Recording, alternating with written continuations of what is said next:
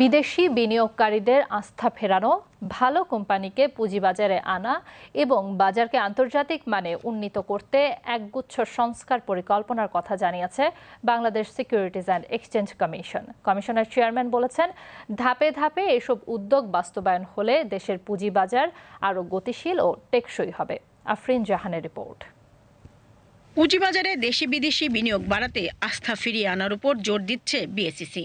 কমিশনের চেয়ারম্যান জানান, বাজারে অপ্রয়োজনীয় নিয়ন্ত্রক প্রতিবন্ধকতা কমানো, আন্তর্জাতিক বিনিয়োগকারীদের কাছে ইতিবাচক বার্তা পৌঁছে দেয়া এবং নীতিগত স্থিতিশীলতা নিশ্চিত করাই এখন তাদের মূল লক্ষ্য। দেশি বিনিয়োগ আকৃষ্ট করার জন্য বিরা যদি একটা আপনার উদ্যোগ নেয় এবং আমরা এখানে সক্রিয়ভাবে আমরা এখানে অংশগ্রহণ করব, রাইট, বাট ডাইরেক্টলি বিসেক তো আমরা রেগুলেটর, তো আমাদের কাজ না যে আলটিমেটলি ধরেন ফরেন ইনভেস্টরকে ডেকে করাটা।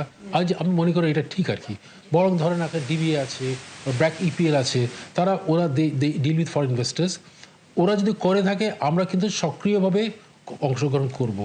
তিনি জানান, বাজারের গভীরতা বাড়াতে মৌলভিত্তি সম্পন্ন ও ভালো কোম্পানিকে শেয়ার বাজারে তালিকাভুক্ত করার উদ্যোগ নেওয়া হয়েছে।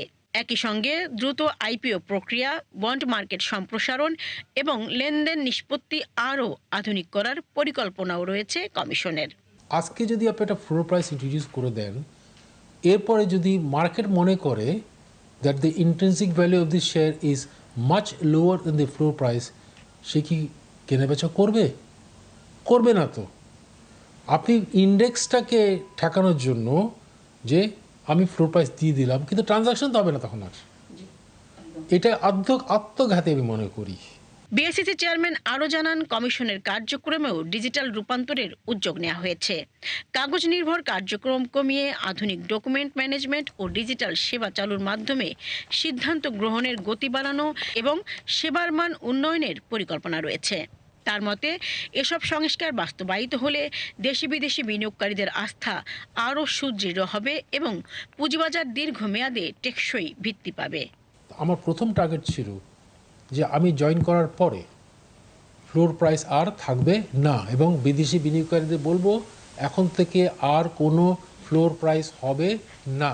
এটা আমার একেবারে দৃঢ় অঙ্গীকার। একেবারে they get the confidence. Number one, একটা ফরেন ইনভেস্টর যখন ইনভেস্ট করে অন্য দেশে, অনেকগুলো পয়েন্টস তারা দেখে, কিন্তু তার মধ্যে একটা দেখে ফরেন এক্সচেঞ্জ স্টেবিলিটি, যে আমি ডলারের অবমূল্যায়ন বেশি হচ্ছে কিনা। কারণ যখন সে ইনভেস্ট করলো, যে ডলারটা দিল, আলটিমেটলি যখন টাকাটা ফেরত পাচ্ছে সে কিন্তু কম ডলার পাচ্ছে যদি ডিভ্যালুয়েশনটা বেশি হয়। মাঝখানে কিন্তু বাংলাদেশ ডিভ্যালুয়েশনটা was very very high. Good thing is that in the last more than year or not, taka and dollar is very very stable because of very strong remittance inflows, right. এই কারণে কিন্তু তাদের আস্থাটা ফিরে আসছে। নীতিগত সংস্কার, প্রযুক্তির ব্যবহার এবং বিনিয়োগ বান্ধব পরিবেশ তৈরির এই উদ্যোগগুলো বাস্তবায়িত হলে দেশের পুঁজিবাজারে নতুন গতি আসবে বলে আশা করছে নিয়ন্ত্রক সংস্থাটি। আফরিন জাহান, বিটিভি নিউজ, ঢাকা।